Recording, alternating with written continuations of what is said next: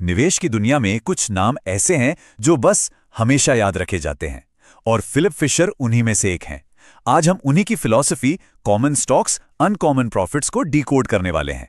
चलिए समझते हैं कि उनका नजरिया इतना खास क्यों था। तो एक अच्छे इन्वेस्टर और एक महान इन्वेस्टर में आखिर फर्क क्या होता है?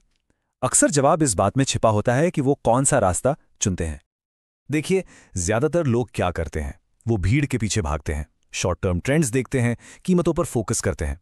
लेकिन फिलिप फिशर, उन्होंने एक बिल्कुल अलग, एक अनकॉमन रास्ता चुना। उनका फोकस कीमत पर नहीं बल्कि क्वालिटी पर था। उनका मिशन सिर्फ एक था, ऐसी जबरदस्त कंपनियों को ढूंढना जो सिर्फ आज नहीं बल्कि आने वाले दशकों तक ग्रोथ कर सके। तो सवाल ये उठता है कि फिशर ये कमाल करते कैसे थे? वो ऐसी कंपनियों को ढूंढते कैसे थे? उनका सबसे बड़ा हथियार कोई कॉम्प्लेक्स स्प्रेडशीट या फाइनेंशियल मॉडल नहीं था। नहीं, उनका हथियार था एक जासूस का दिमाग।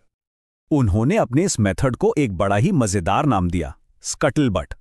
अब ये स्कटलबट है क्या? सीधी सी भाषा में कहें तो ये जमीनी हकीकत का पता लगाना है।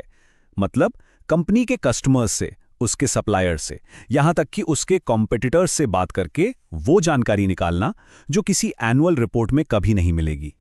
ये असल में एक 4 स्टेप की जासूसी है। पहला, कस्टमर से जाकर बात करो, क्या उन्हें प्रोडक्ट सच में पसंद है। दूसरा, सप्लायर से पूछो, क्या कंपनी उन्हें टाइम पर पेमेंट करती है। तीसरा, कॉम्पिटिटर्स को एनालाइज करो। और चौथा, इंडस्ट्री के एक्सपर्ट से सलाह लो। ये वो बातें हैं जो एक कंपनी अपनी मार्केटिंग में कभी नहीं बताती।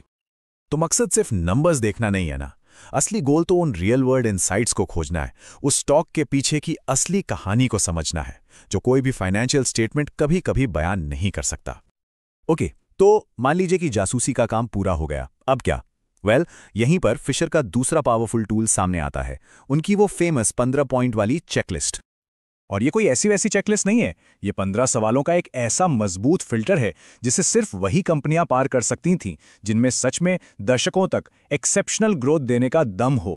इस चेकलिस्ट को मोटे तौर पर 3 हिस्सों में बांटा जा सकता है। सबसे पहला हिस्सा था बिजनेस।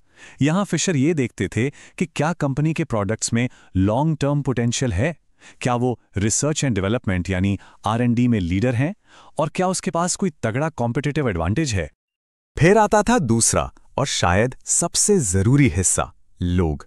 यहां सवाल मैनेजमेंट की ईमानदारी और विजन को लेकर था। क्या मैनेजमेंट में दूर की सोचने की क्षमता है? क्या कंपनी का कल्चर ऐसा है जहां कस्टमर्स का ख्याल रखा जाता है? क्योंकि आखिर में एक बेहतरीन कंपनी बेहतरीन लोगों से ही तो बनती है। और आखिर में तीसरा हिस्सा था फाइनेंशियल्स। लेकिन यहां भी उनका नजरिया अलग था। वो बस ये नहीं देखते थे कि प्रॉफिट कितना है, वो ये देखते थे कि क्या प्रॉफिट मार्जिन दूसरों से बेहतर है, और सबसे जरूरी बात, क्या कंपनी अपनी कमाई को वापस बिजनेस में ही लगा रही है ताकि भविष्य में और तेजी से ग्रो कर सके। ठीक है, तो स्कटलबट हो गया, 15 पॉइंट चेकलिस्ट भी पास हो गई, एक बेहतरीन कंपनी मिल गई। लेकिन असली खेल तो अब शुरू होता है। फिशर हमेशा कहते थे कि सही कंपनी ढूंढना तो सिर्फ आधी जंग जीतना है, बाकी आधी जंग सही माइंडसेट रखने की है। जैसे कि उनका फोकस हमेशा ग्रोथ पर होता था, डिविडेंड पर नहीं। उन्हें ऐसी कंपनियां पसंद थीं जो अपनी कमाई को शेयर होल्डर्स में बांटने के बजाय उससे वापस बिजनेस में ही इन्वेस्ट करें। क्यों? ताकि बिजनेस और बड़ा हो और फ्यूचर वैल्यू और भी ज्यादा बढ़े। और एक और दिलचस्प बात, वो ओवर डाइवर्सिफिकेशन यानी बहुत ज्यादा स्टॉक्स खरीदने के सख्त खिलाफ थे। उनका मानना था कि बहुत सारे स्टॉक्स में पैसा लगाना दिखाता है कि आपको किसी पर भी पूरा भरोसा नहीं है। उनका सीधा सा फंडा था, 100 एवरेज कंपनियों में थोड़ा थोड़ा पैसा लगाने से कहीं बेहतर है कि कुछ गिनी चुनी बेहतरीन कंपनियों को ढूंढो, उन्हें गहराई से समझो और फिर उनमें टिके रहो। तो इन सब बातों से आज के इन्वेस्टर के लिए क्या टेक अवे हैं?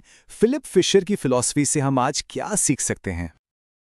फिशर की फिलॉसफी हमें एक बहुत ही सिंपल लेकिन पावरफुल टूल किट देती है।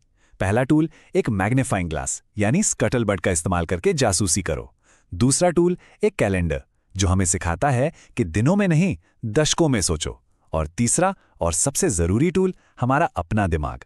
अपनी खुद की रिसर्च करो और भीड़ से अलग सोचो। और यही फिलिप फिशर की असली विरासत है, एक ऐसा टाइमलेस फ्रेमवर्क जो हमें आज भी चैलेंज करता है कि हम बाजार के शोर से परे देखें और उन अनकॉमन मौकों को पहचानें। तो सवाल यह है कि आज के दौर में ऐसी कौन सी कंपनी है जो फिलिप फिशर की 15 पॉइंट की कसौटी पर खरी उतरेगी।